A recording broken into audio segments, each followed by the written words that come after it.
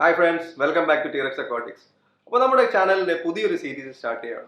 Back to basics എന്ന് പറഞ്ഞ series. Fish keeping ഹോബിക്ക് വേണ്ട ഏറ്റവും ബേസിക് ആയിട്ടുള്ള നോളജുകൾ ഷെയർ ചെയ്യുന്ന ഒരു സീരീസാണ് back to basics. Fish keeping ഹോബിയിൽ നമുക്ക് കോമൺ ആയിട്ട് വരുന്ന ഒരു സംശയമാണ് ഏത് തരം ഫിൽട്രേഷനുകൾ ഉപയോഗിക്കണം. മാർക്കറ്റിൽ ധാരാളം തരം ഫിൽട്രേഷനുകൾ അവൈലബിൾ ആണ്. അപ്പോൾ തീർച്ചയായിട്ടും നമുക്ക് കൺഫ്യൂഷൻ ഉണ്ടാവും ഏത് തരം ഫിൽട്രേഷൻ ആണ് നമുക്ക് ഉപയോഗിക്കണം എന്നുള്ളത്. അപ്പോൾ ഈ ഫിൽട്രേഷനുകളെ പറ്റി പരിചയപ്പെടുന്നതാണ് ഈ സീരീസ്. ഇത് ബാക്ക് ടു ബേസിക് സീരീസ് ആണെന്ന് പറഞ്ഞു. ഇതിന്റെ ഒരു അഡ്വാൻസ്ഡ് സീരീസ് ഉണ്ട്. അതിൽ കുറെ കൂടെ സോഫിസ്റ്റിക്കേറ്റഡ് ആയിട്ടുള്ള ഫിൽട്രേഷൻ മെത്തേഡുകളൊക്കെ പരിചയപ്പെടുത്തുന്ന ഒരു സീരീസ് ആയിരിക്കും. ഉദാഹരണത്തിന് മറൈൻ ഫിഷുകൾ അല്ലെങ്കിൽ റീഫ് അക്വേറിയംസ്, നമുക്ക് ക്യാപ്റ്റിവിറ്റിയിൽ കീപ്പ് ചെയ്യാൻ ഡിഫിക്കൽറ്റി ഉള്ള ഫിഷുകൾക്കുള്ള ഫിൽട്രേഷനും കാര്യങ്ങളൊക്കെ പരിചയപ്പെടുന്നതായിരിക്കും ആ ഒരു സീരീസ്. നിങ്ങൾക്ക് ഇതിലെ വീഡിയോകളൊക്കെ ഏതെങ്കിലും തരത്തിൽ ഉപകാരപ്പെടുമെന്ന് തോന്നുന്നുണ്ടെങ്കിൽ തീർച്ചയായിട്ടും സബ്സ്ക്രൈബ് ചെയ്യുക. അതേപോലെ നിങ്ങളുടെ നിർദ്ദേശങ്ങളും കമന്റുകളും ഒക്കെ വളരെ ഇമ്പോർട്ടൻ്റ് ആണ്. ഇന്ന് നമ്മൾ കാണാൻ പോകുന്ന ഫിൽറ്ററുകൾ മുഴുവൻ എൻ്റെ ടാങ്കിൽ യൂസ് ചെയ്യുന്ന പലതരം ഫിൽറ്ററുകളാണ്. So let start.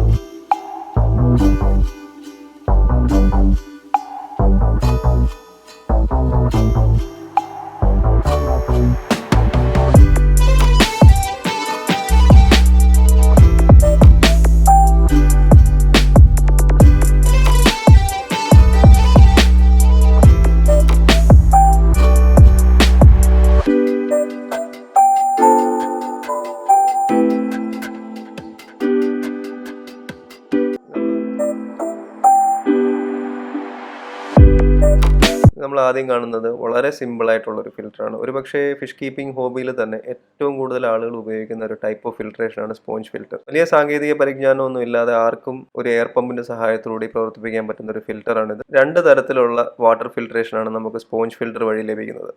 ഒന്ന്, ഇതിൽ കൂടെ കടന്നു പോകുന്ന വെള്ളത്തിനുള്ളിലെ വലിയ പാർട്ടിക്കിൾസിനെ തടഞ്ഞു നിർത്തുന്നത് വഴി മെക്കാനിക്കൽ ഫിൽട്രേഷനും, ഇതിനുള്ളിലെ ബാക്ടീരിയകളുടെ സഹായത്തോടു കൂടി അമോണിയയെ കൺവേർട്ട് ചെയ്ത് അതിൻ്റെ ലെസ് ടോക്സിക് ആയിട്ടുള്ള നൈട്രേറ്റ് വരെ എത്തിക്കുന്നതിൽ കൂടെ ബയോളജിക്കൽ ഫിൽട്രേഷൻ.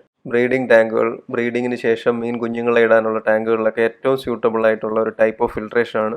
ഈ സ്പോഞ്ച് ഫിൽറ്ററിൽ നിന്ന് പോകുന്ന കുമിളകൾ ടാങ്കിൻ്റെ സർഫസ് ബ്രേക്ക് ചെയ്യുകയും അതുവഴി ഗ്യാസ് എക്സ്ചേഞ്ച് നടക്കുന്നു. അതായത് കൂടുതൽ ഓക്സിജൻ ടാങ്കിലെ വെള്ളത്തിലേക്ക് കലരാനും കാരണമാകുന്നു. ഇതിൻ്റെ ധാരാളം ഫോംസ് അവൈലബിൾ ആണ്.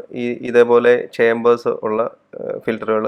ഇതിനുള്ളിൽ നമുക്ക് extra biological media like lava റോക്കോ, സെറാമിക് റിംഗ് ഒക്കെ ഇടാം. ഇനി അതല്ല കെമിക്കൽ ഫിൽട്രേഷൻ ആവശ്യമുണ്ടെങ്കിൽ സീക്കമിൻ്റെ പ്യൂരിജൻ പോലുള്ള കെമിക്കൽസ് ഒക്കെ വേണമെങ്കിൽ ആഡ് ചെയ്യാം.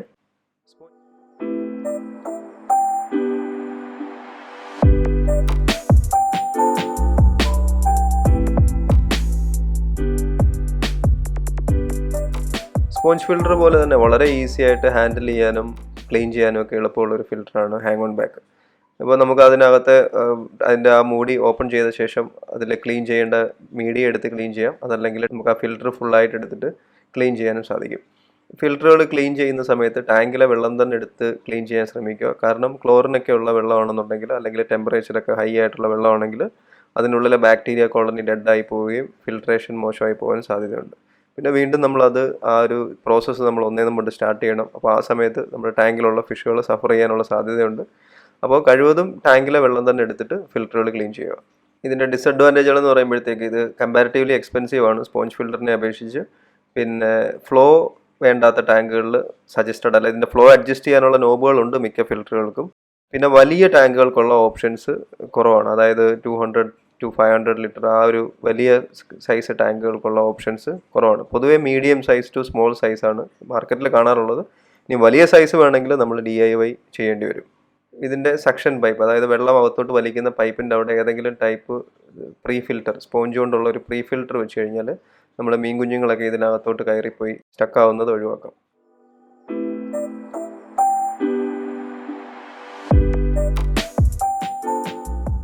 ഇനി മൂന്നാമത്തെ ടൈപ്പാണ് ഇൻറ്റേർണൽ ഫിൽറ്റേഴ്സ്, ഇൻറ്റേർണൽ കാനിസ്റ്റേഴ്സ് എന്ന് വേണമെങ്കിൽ പറയാം.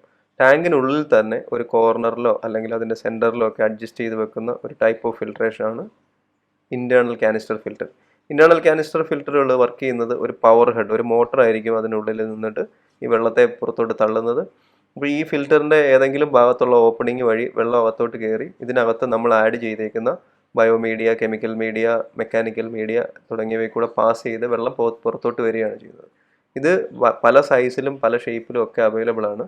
നമ്മുടെ ബജറ്റിനനുസരിച്ച്, നമ്മുടെ റിക്വയർമെൻ്റ് അനുസരിച്ച് ആവശ്യമായിട്ടുള്ള ഇൻറ്റേർണൽ ഫിൽറ്ററുകൾ മാർക്കറ്റിൽ അവൈലബിൾ ആണ്. ടാങ്കിൽ ശക്തിയായ ഫ്ലോ ഉണ്ടാക്കാൻ കഴിവുള്ളവയാണ് ഇൻറ്റേർണൽ ഫിൽറ്ററുകൾ. ചില ബ്രാൻഡുകളിൽ അത് നമുക്ക് ആ ഫ്ലോ അഡ്ജസ്റ്റ് ചെയ്യാനുള്ള ഓപ്ഷൻ ഉണ്ട്. എന്നാൽ മിക്ക ബ്രാൻഡുകളിലും അങ്ങനെ ഒരു ഓപ്ഷൻ കാണാറില്ല. അപ്പോൾ നമ്മൾ ഇപ്പോൾ ചില ബ്രാൻഡ് ടാങ്കുകളിലാണെങ്കിൽ അതിന് ഫിക്സഡ് ആയിട്ട് കോർണർ ഫിൽറ്റേഴ്സ് വരും. അപ്പോൾ അത് ഓൾറെഡി ടാങ്കുമായിട്ട് അറ്റാച്ച്ഡ് ആണ്. എന്നാൽ ഡിറ്റാച്ച് ചെയ്യാൻ പറ്റുന്ന ഇൻറ്റേർണൽ ഫിൽറ്റർ ആണെങ്കിൽ നമുക്ക് അതിൻ്റെ ഡയറക്ഷനൊക്കെ മാറ്റി വെച്ചിട്ട് ഫ്ലോ ഒക്കെ കൺട്രോൾ ചെയ്യാനുള്ള ഓപ്ഷൻസ് ഉണ്ട്.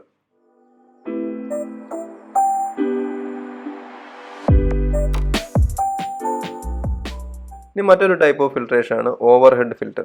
ഇത് ടാങ്കിൻ്റെ തന്നെ മുകളിലുള്ള ഒരു ചേംബറിൽ biological media, mechanical media, chemical media ഒക്കെ ആഡ് ചെയ്ത ശേഷം ഒരു പമ്പിൻ്റെ സഹായത്തോടുകൂടി വെള്ളത്തെ ഒരു സൈഡിൽ നിന്ന് പമ്പ് ചെയ്ത് ഈ കംപ്ലീറ്റ് മീഡിയകളിലൂടെ പാസ് ചെയ്ത് മറ്റൊരു ഓപ്പണിങ്ങിൽ കൂടെ ടാങ്കിലോട്ട് തിരിച്ചു വരുന്ന സിസ്റ്റമാണ് ഓവർ ഹെഡ് ഫിൽട്രേഷൻ സിസ്റ്റം എന്ന് പറയുന്നത്.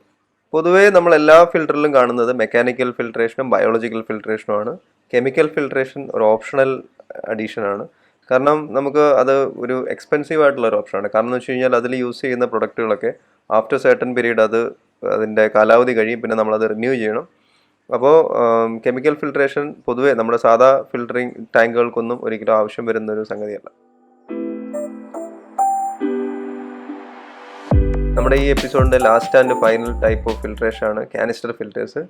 വളരെ ചെറിയ കപ്പാസിറ്റി ഉള്ള ടാങ്കുകൾ മുതൽ കൂടിയ ഏറ്റവും ഹൈ കപ്പാസിറ്റി ടാങ്കുകൾക്ക് വരെയുള്ള മോഡൽസ് അവൈലബിൾ ആണ്. ഒരുപാട് ബ്രാൻഡുകൾ മാർക്കറ്റിൽ അവൈലബിൾ ആണ്. ടാങ്കിൻ്റെ സ്പേസ് ഒട്ടും തന്നെ നഷ്ടപ്പെടുത്താതെ യൂസ് ചെയ്യാൻ പറ്റുന്ന ഒരു ഫിൽറ്ററാണ് കാനിസ്റ്റർ ഫിൽറ്റേഴ്സ്. ഇത്ര വലിയൊരു കാനിസ്റ്ററിനകത്ത് നമുക്ക് ധാരാളം ടൈപ്പ് മീഡിയാസ്, ബയോളജിക്കൽ ആയിക്കോട്ടെ, മെക്കാനിക്കൽ ആയിക്കോട്ടെ, കെമിക്കൽ ആയിക്കോട്ടെ, ഒരുപാട് തരം ഫിൽട്രേഷനുകൾ ആഡ് ചെയ്യാനുള്ളൊരു ഓപ്ഷൻ ഉണ്ടെന്നുള്ളത് ഇതിൻ്റെ ഒരു പ്രത്യേകതയാണ്. ഇതിൻ്റെ പ്രധാന ഡിസഡ്വാൻറ്റേജ് എന്താണെന്ന് വെച്ച് കഴിഞ്ഞാൽ ഇത് മറ്റുള്ള ഫിൽറ്ററുകളെ അപേക്ഷിച്ച് എക്സ്പെൻസീവ് ആണ്. പിന്നെ വേറൊരു കാര്യം എന്ന് പറഞ്ഞു കഴിഞ്ഞാൽ മെയിൻ്റനൻസിനുള്ള ബുദ്ധിമുട്ട്. അതായത് ഇത് വളരെ ലോങ് റൺ, ഡിപ്പെൻസ് ഓൺ നമ്മുടെ ടാങ്കിലെ സ്റ്റോക്കിനനുസരിച്ച് വളരെ ലോങ് കാലത്ത് റൺ ചെയ്യാൻ പറ്റുന്നൊരു ഫിൽറ്ററാണ്. പ്രോപ്പർ പ്രീ ഫിൽറ്ററുകളൊക്കെ യൂസ് ചെയ്യുവാണെങ്കിൽ നമുക്ക് ഇത് തുറക്കുന്ന ഇൻ്റർവെല്ലിൻ്റെ സമയം കുറയ്ക്കാം. എടുത്ത് പ്രീ ഫിൽറ്റർ ക്ലീൻ ചെയ്താൽ മതി. ഇതിൻ്റെ ഫ്ലോ കുറയുന്നതാണ് ഇത് ക്ലീൻ ചെയ്യാൻ ടൈം ആയെന്നുള്ളതിൻ്റെ ഒരു ഇൻഡിക്കേഷൻ. ബാക്ക്ഗ്രൗണ്ടിൽ കണ്ട വീഡിയോസിൻ്റെ ഒക്കെ ഡീറ്റെയിൽ ആയിട്ടുള്ള വീഡിയോസ് നമ്മൾ കാണും. വളരെ സ്പീഡിലാണ് പറഞ്ഞു പോയത്. ഓരോ ഫിൽറ്ററുകളും ഒരു എപ്പിസോഡ് തന്നെ ചെയ്യാനുള്ളതുണ്ട്. പിന്നെ എന്തായാലും നമ്മളിതൊരു ബേസിക് സീരീസ് ആയതുകൊണ്ടാണ് കൂടുതൽ ഡീറ്റെയിൽ ആയിട്ട് കാര്യങ്ങളിലോട്ട് വരാഞ്ഞത്. എനിവേസ് നമുക്ക് അടുത്തൊരു വീഡിയോയിൽ കാണുന്നിടം വരെ നന്ദി, നമസ്കാരം, ബൈ.